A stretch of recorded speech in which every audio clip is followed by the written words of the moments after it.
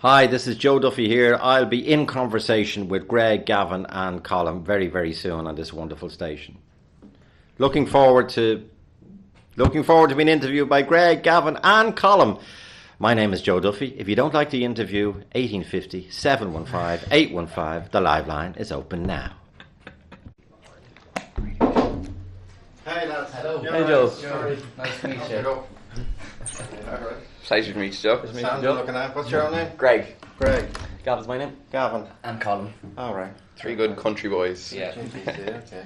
I'll leave it to it. You want tea? Would you mind? Sand, I know you Do you don't want- normally. Seriously, would you mind? That'd be... Fucking PA. What's that, a rabbit's foot you have around your neck? Is Would it? you- this is from my class. Thank you very much. Do you take milk? Yes, please, yeah. Do you mind? Yeah, I do, but sure. Well, that's your thing for your tablet. Yeah. There's a pen. Does it work on my iPad? It might. How are you, Joe? Good, yeah? Not too bad now. Gavin, Greg and Colin. What are you studying out there? Communications, Oh, DCU. What year? We first year, just finished first year there. okay. For sure, yeah. Okay, which one ask me? Everything. Everything. No, basically our show is just, it's more of a biography than it is anything Okay. too in-depth. So obviously you're a national figure and everyone knows the Liveline side to Joe.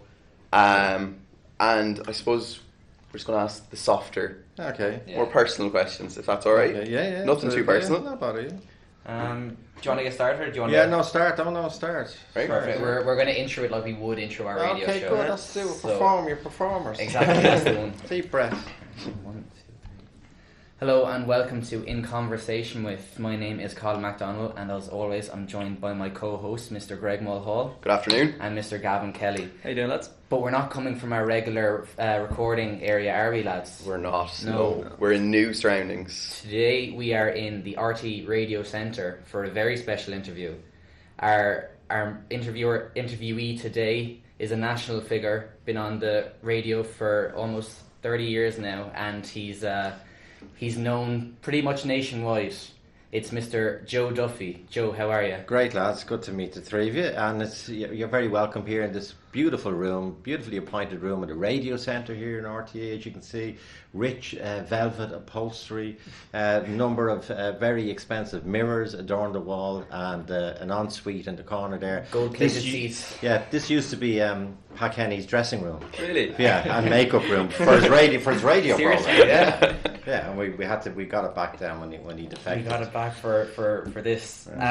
So Joe, as I ask all of our guests, what was the initial thought when you were brought the idea of being on our show?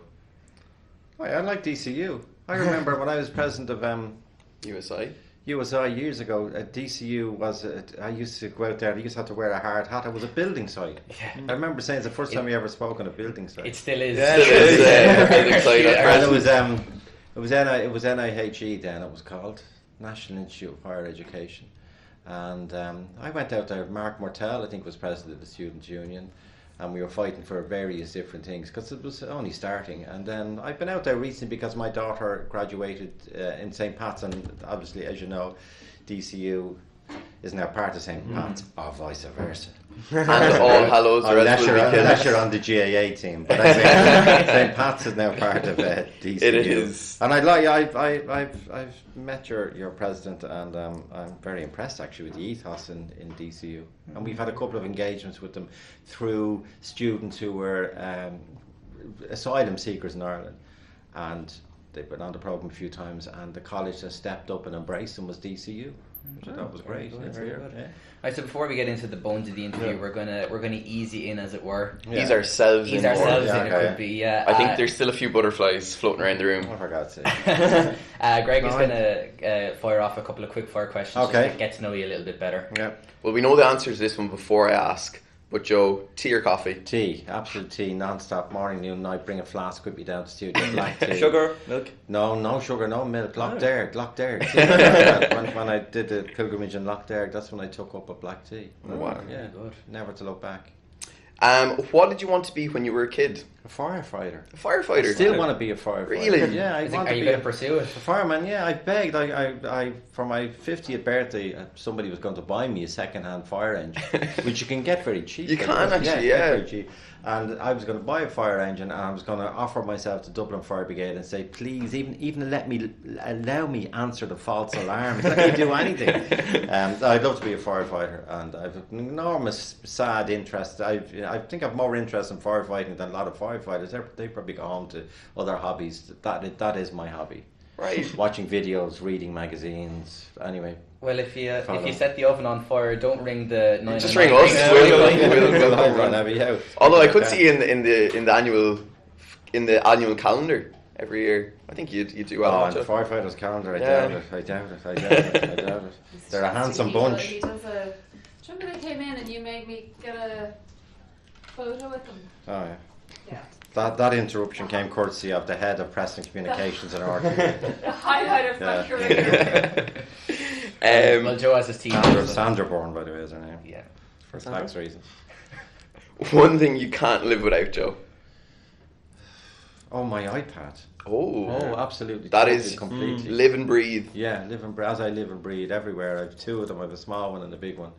I bring it with me everywhere. I bring the two of them into studio with me every day, and to keep following Twitter and keep following the news feeds. And I suppose you kind of have to. It's so important now with how quick social media is. You need to be on top iPad, of your game. morning, noon and night. Everything, radio is on it. Everything is on it. So I love it. Who would you like to play you in a film? Oh my God. That's a very... Well, I suppose if it was It has to be a firefighters man. directed, Channing Tatum would probably be a good It has to be a man, has it? Yeah. Well, it's up to yourself. Yeah, we won't pigeonhole you. And there's some great actors around. One actor that we've taken under our wing on Funny Friday, a guy from Leitrim called Seamus O'Rourke, but he's currently in the Viking and in because everyone's you'd be deluded. You get deluded, don't you? Saying Aidan Turner, Colin Farrell, but they're Aidan Turner, they're see that half my age, I suppose. Yeah. Aidan Gillan was brilliant at the Dave Allen thing. Did you see him at the Dave Allen? Yeah. I thought he was Very really good. good at that. Big Yeah, fan of Aidan Gillan, he inhabits the piece. But by the way, I think that's one of the hardest jobs of being an actor. I go to the theatre a fair bit, and I'm just sitting there with my jaw hanging out. I went to see Stephen Ray last week in a performance of a thing called Cypress Avenue about post the Troubles in Northern Ireland. My God, and he was the most dislikable, venomous, vitriolic, vituperative character you'd ever came across. Just expletive from beginning to end, and hatred from beginning to end. And he inhabited it. And then I looked at the programme and said the character that Stephen was playing is 71. And then I looked up Stephen Ray's biog. He's 71 as well. He looks like 41. Yeah, actually, our own. So Gavin, Stephen Ray. Our own Gavin tried his hand at acting there. We this have semester. a bit of the Drama Society in DCU, and we did Train Spotting there. Oh, did you?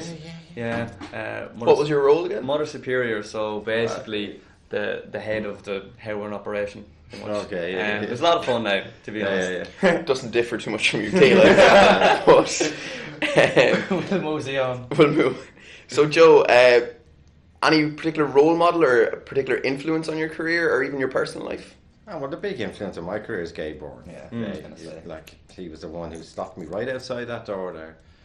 I'd met him before outside RTÉ and on the late when I was in USI, but he's the one that stopped me right outside this door. Still no plaque, I say. Saying, he said to me one day, "You're working on the Pat Kenny show. Why don't you come produce under my radio program?" And they were two completely different departments. Mm-hmm. Pat Kenny show was serious. The Gay Bourne show was regarded as being light. Of course, it wasn't. And I remember saying it to one of the more experienced producers. He said, "Could I just start it?" And he said to me, "Are you mad? Just say yes. The chance to work with Gay Bourne." And I said yes immediately. And by the way, the reaction in the series department was, "Are you mad?" Really? Yeah. And I went and worked with him as a producer. You know, I was producing the program. I did that for a number of years, and then I think it was around early 1990s, mobile phones were coming out, and we'd no reporter on the program, and something came up, and Gay, we'd have a cup of coffee around this time every day, around 11 o'clock, and he said to me, "Why don't you go out?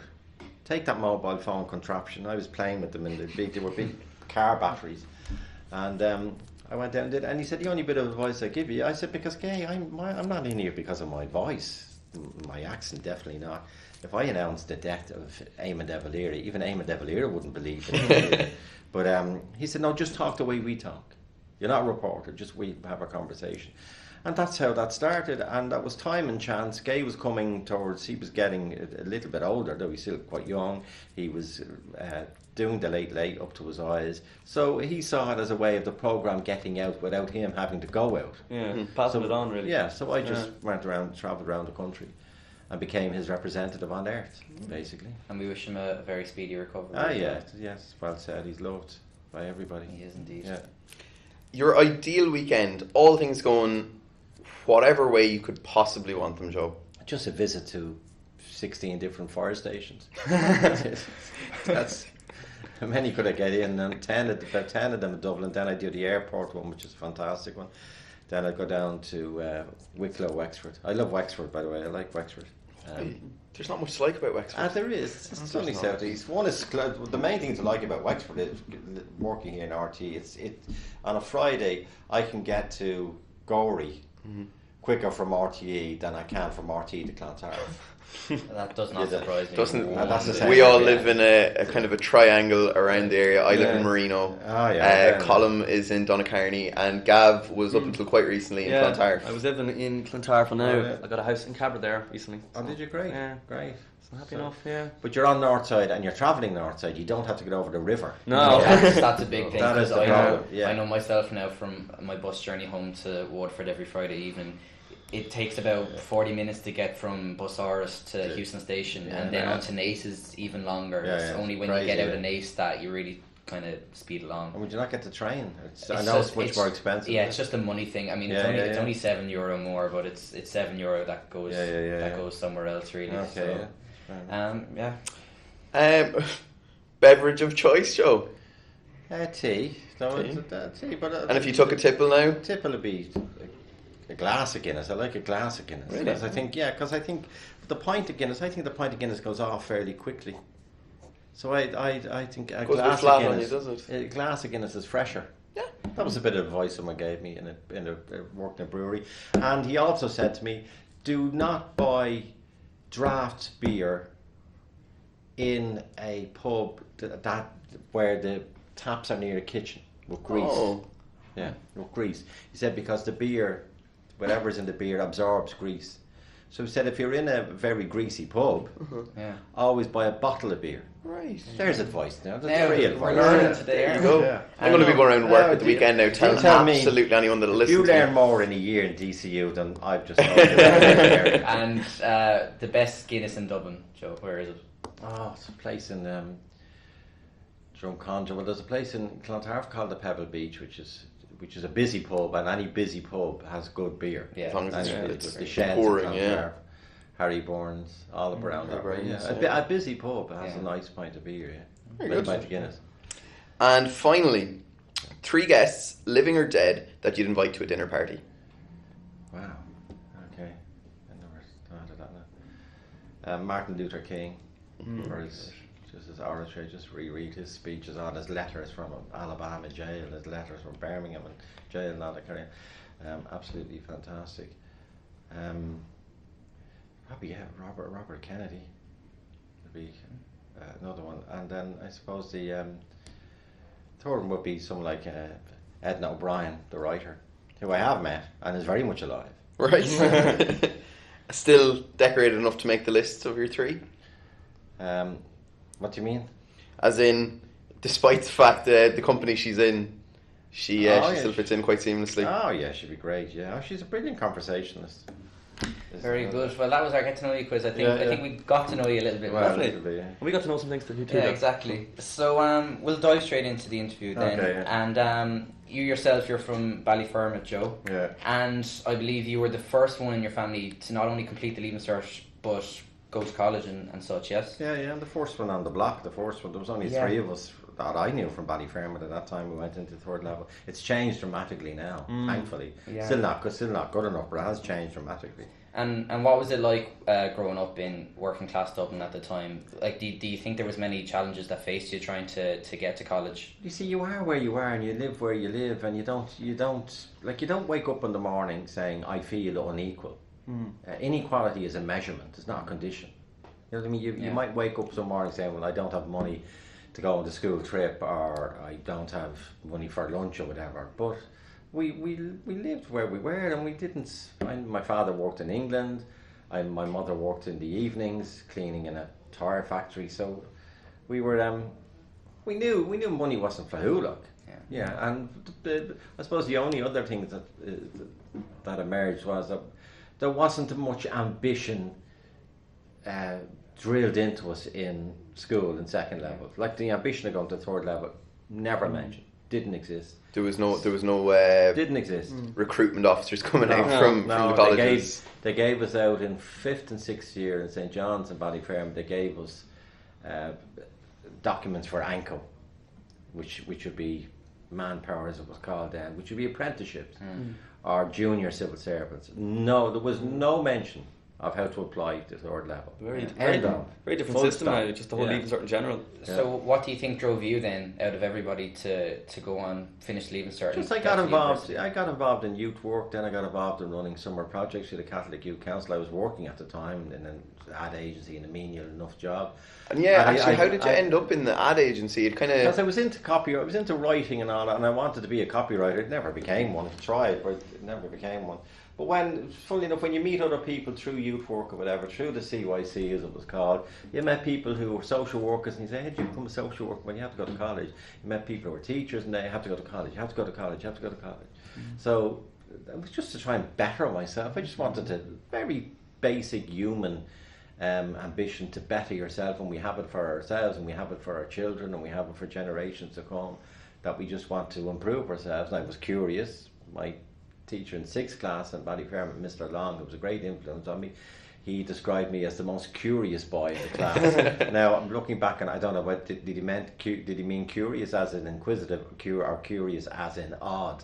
I suspect it was odd, but I just have a curiosity, and then I applied to go to Trinity College, left the advertising agency on a Friday in October, and started in Trinity on the Monday.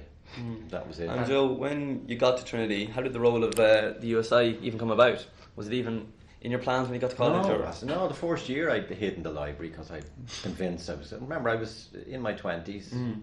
I was convinced I was going to be chucked out, I was going to be found out. So the first year I just studied. And the second year there was an article in one of the Irish Times about they were opening a new gate, and this was Trinity opening to the windows of the world or stuff like this.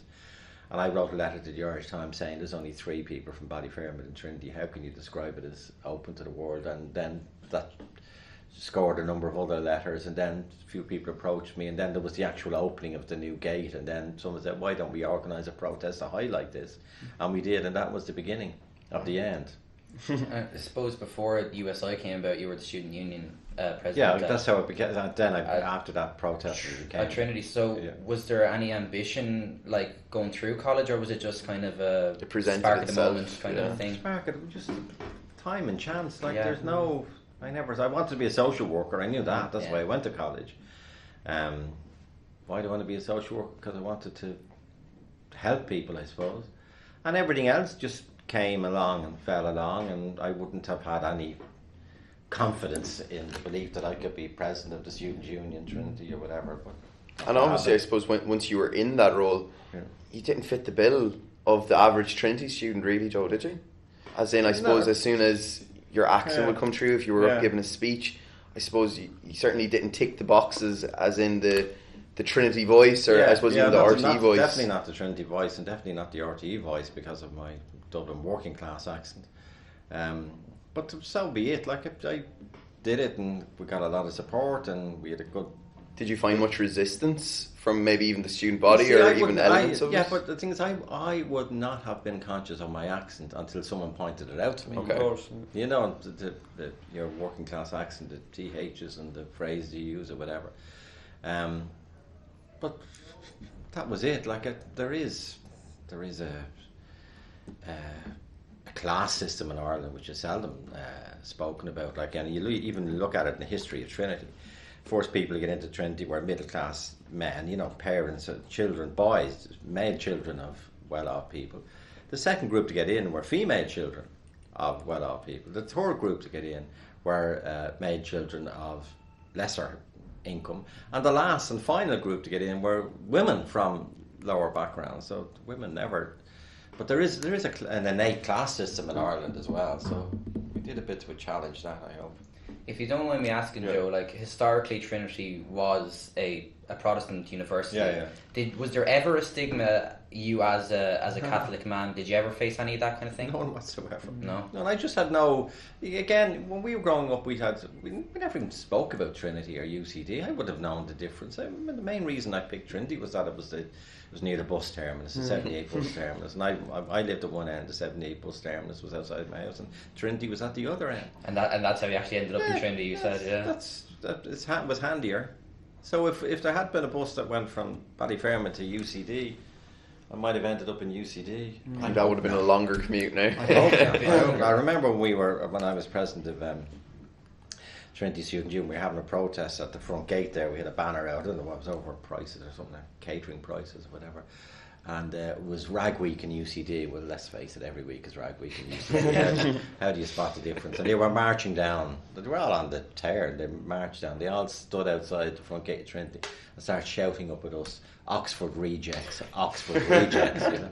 So we shouted back down at the UCD students, Trinity rejects.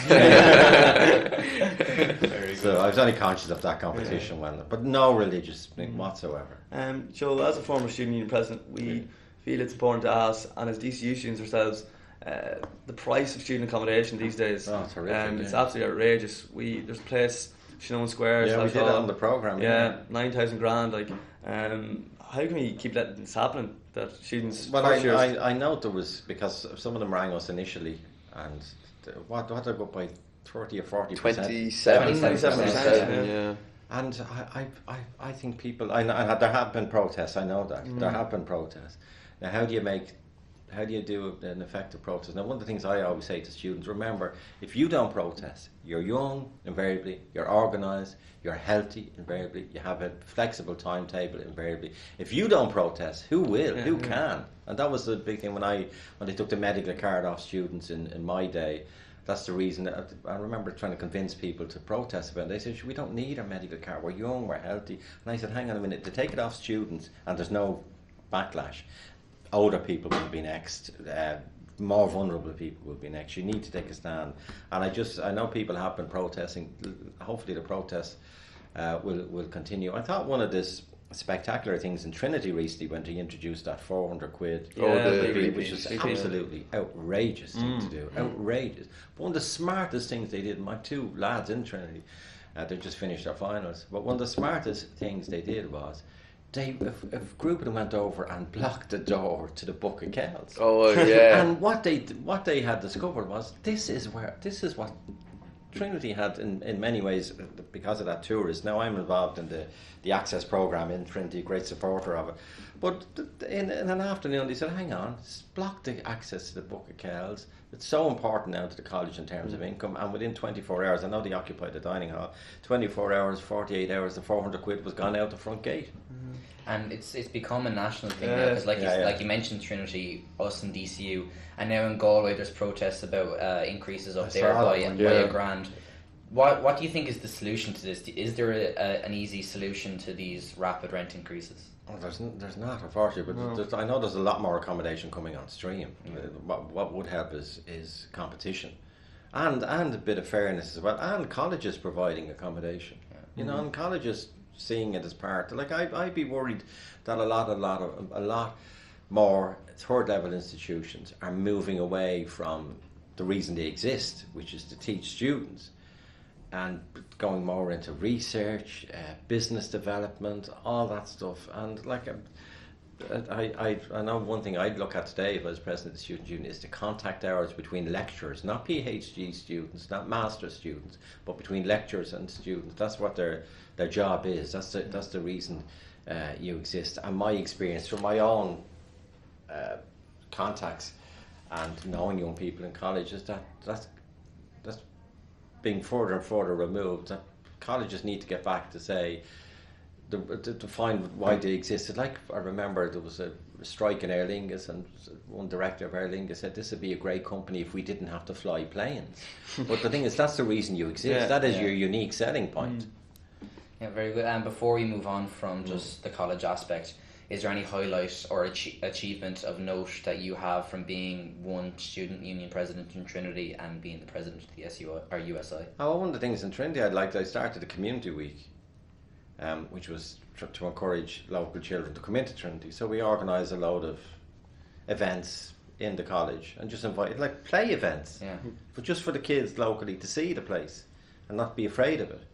And I don't know if you know Front Square there. In Front Square there's two beautiful, in the green area there in Front Square, there's behind the bookshelves, there's two beautiful Henry Moore statues. They're these curved interlinking pieces of beautiful metal. And of course when the kids came in, the first thing they all headed for was these, and they climbed up over these Henry Moore pieces. And of course the college security they didn't shoot them, they just stunned the children, you know what I mean? They tasers in those days. I'm messing. But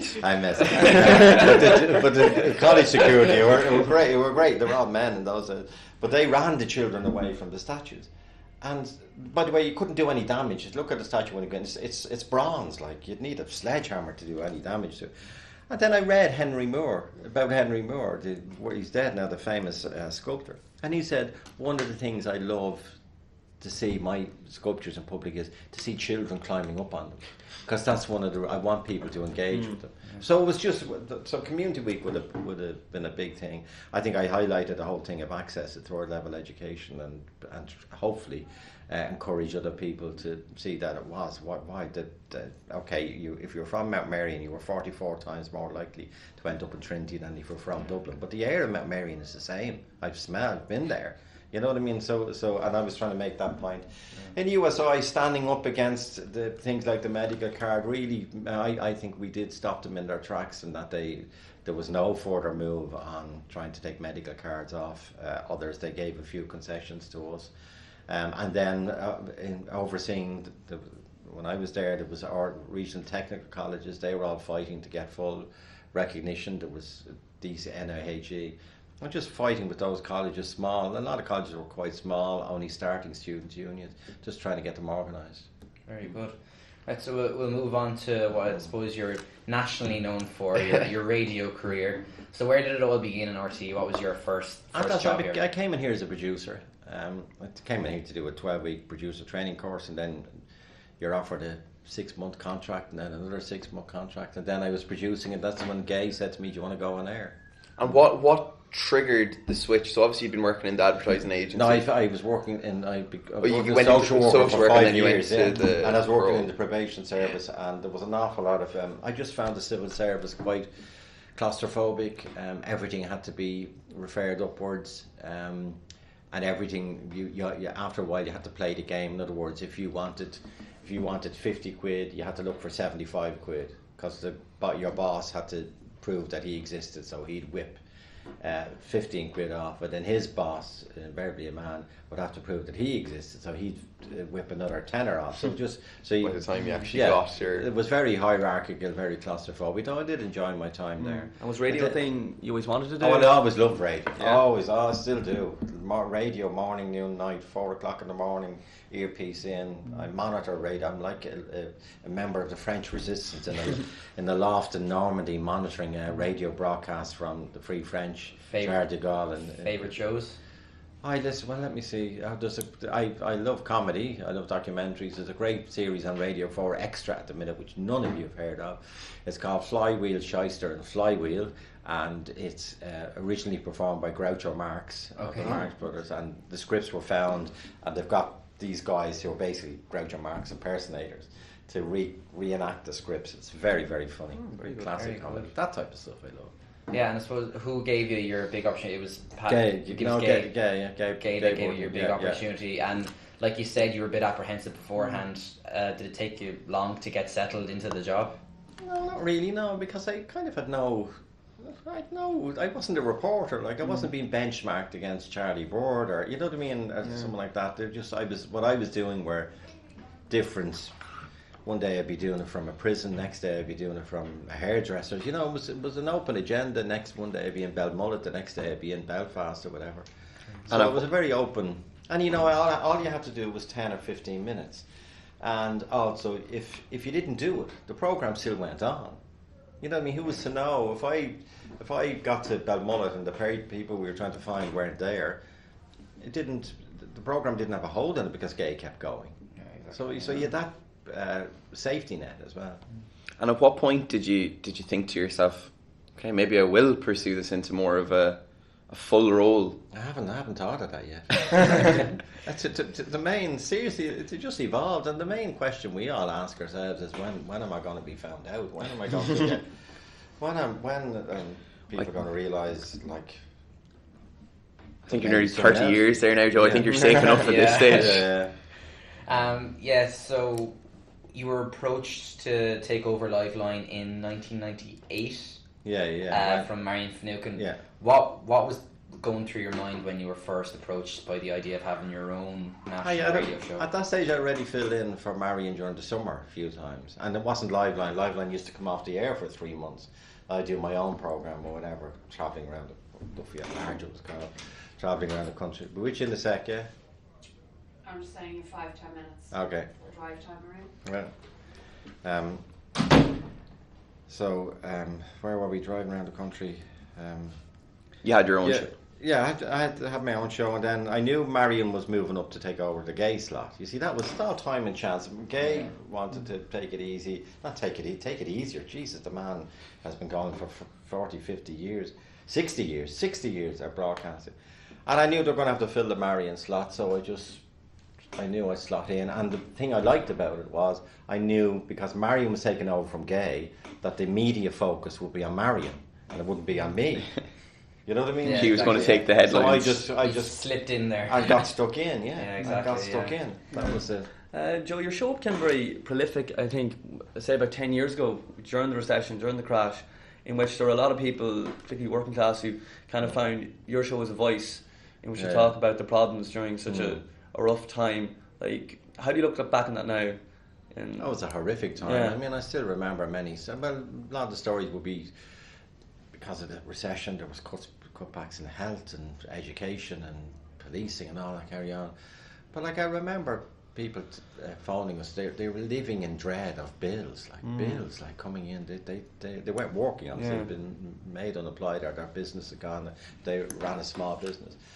They'd be self-employed, and I remember like people saying we just lay in bed every morning dreading, hoping the postman would pass the house. Jeez, You know, and another man I remember telling me like he's crying at the table, the kitchen table, because they'd no money or no prospects, and whatever assets they had were worth nothing. And of course, self-employed people didn't get unemployment benefit.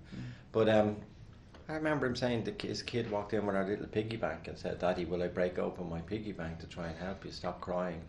You know, it was a horrific time. It's a horrific time. It's for generations to come in terms of what has to be paid back in terms of our national debt is just mind-boggling because of the casino banks and the property developers who gambled away our futures. I suppose, like over the years, you have helped a lot of people, so you kind of continue that social work just on a national scale. You were helping people from Skibbereen probably up to Buncrana. It seems. And also, we discovered at the time there is a great sense of community still in Ireland. We're clinging on now by our fingernails, you know, on the edge of the cliff. But still, you can still get a national conversation going in Ireland. You cannot get that in the UK. You know, its population so big, it's so disparate. Where in Ireland we still have that sense. Now it takes a while if there's a topic comes up, be it Liveline or whatever. After a few days, there's a fair chance a lot of people in the country will have heard about it and might be engaged. So that's. And you know, when we're chasing a con man or whatever, we need listeners in Donegal, and we need listeners in Dollymount, and we need listeners in Doneraile. You know what I mean? So I'm really conscious of that. Good public service radio has a big audience. And any other just periods, whether it be a couple of months, or years, that really stand out as an important time? Well, I remember the cystic fibrosis campaign to me now was incredible because radio was the ideal medium for them. They had no facilities. They were fighting for individual rooms in St. Vincent's Hospital. They've been fighting in vain. And the great thing about radio was groups of cystic, because they're so open to infection, they can't go into a television studio, they can't sit together because they might cross infect. But radio provided that medium for them, and the stories they told those weeks were just incredible. Julie McNulty, Orla Tinsley, all those wonderful, wonderful campaigners, and a significant number of women, especially who spoke out, young women who spoke out that week, have passed away. Anita and various other women have passed away at a very, very young age. And I notice now, and that Leo Bradcar has eventually said, like, given that we have the highest instance of CF in the world, we've got to be the leaders in terms of research, which is great. I suppose just before we end, one last question for you. You've been doing Liveline now for 18 years. As we mentioned before, you've been doing radio for 30 or so. What do you owe your longevity to on radio? Just keep going. Don't lose the run of yourself. Don't believe your own publicity. Right? Don't become a celebrity. Don't look at yourself in the mirror too often. Just keep going and try and do a good program every day. The most important program at 3 o'clock every day. The most important program is the next program. Try and keep the program entertaining, interesting, different. And from my point of view, is try and keep listening, try and keep reading, try and meet people like yourselves, good-looking people like yourselves. And I have a face for radio, as you can all see now. And just try and stay interested and curious, and try and make a difference. I do believe, like, every Liveline begins with one voice, one phone call. Yeah. One phone call, one voice. And one voice can make a difference. I say that 99 is not 100. And I mean, one does make a difference, and to remind people of that, and a sense of community and embrace that still exists in Ireland. And we now have listeners, thanks to the internet, all around the world. Florida, it's 9 o'clock in the morning. Lots of Irish people over there tune in to get a sense of Ireland. Do you have a particular standout moment as a favourite of Liveline?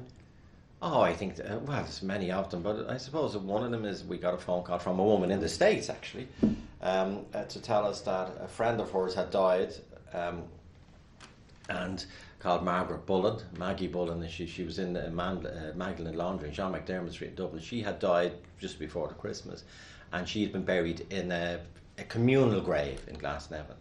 And this friend of hers, who had been in the laundry with her and was doing well in the States, she said, I want Margaret to have a proper headstone. Like she deserved, she'd no individual identity. And then we got a phone call from a woman called Samantha Long, and she said, Margaret Bullen is my mother, and I didn't know she was dead. Wow. Oh my God. And then we got a phone call from someone else in the States. Margaret Bullen is my mother, Samantha is my sister, and I did not know my mother was dead. Wow. That's jaw drop. Yeah. Jaw you wouldn't drop. even know what to say in Yeah. that moment. There were Samantha, and they're brilliant people. Yeah. Brilliant people, still heavily involved in campaigning for Margaret and various other people. So that's to me, I remember. And of course, the other one was the prisoner who rang us from Portlaoise from his. I was on the way up actually. I'm from Laois myself, so yeah. And he rang us, and then he said, "Give me a minute and ring me back because I have to go over to the other side of my cell. It's there's a better signal." Jesus.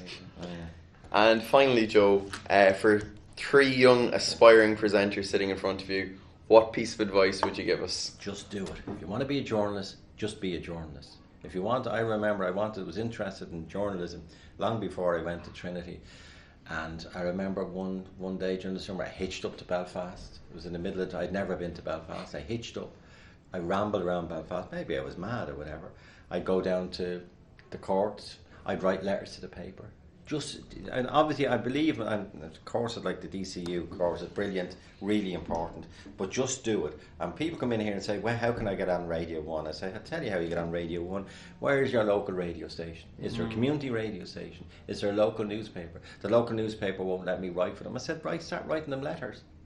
Okay, start going. So when you hear a fire engine, when you hear a fire engine, go after it. And report on what's happened. Just if you want to do sports, go to your local football match, write a colour piece. Yeah. Just do it. Well, Joe, if you want to be a fireman, just do it. 999. Have you ever had a tour of a fire station? Oh yeah, all the time. Yeah. How many is there? Right. Yeah. Right. I think our listeners can appreciate that Joe is a busy man, so we're going to end it there. A massive thank you, Joe, for letting us come in today and chat to you. I think I can speak for both lads that we're extremely honoured to sit down with you. From my co-host Greg and Gavin, myself, Colin MacDonald, This has been In Conversation with Joe Duffy, and we'll see you again next time.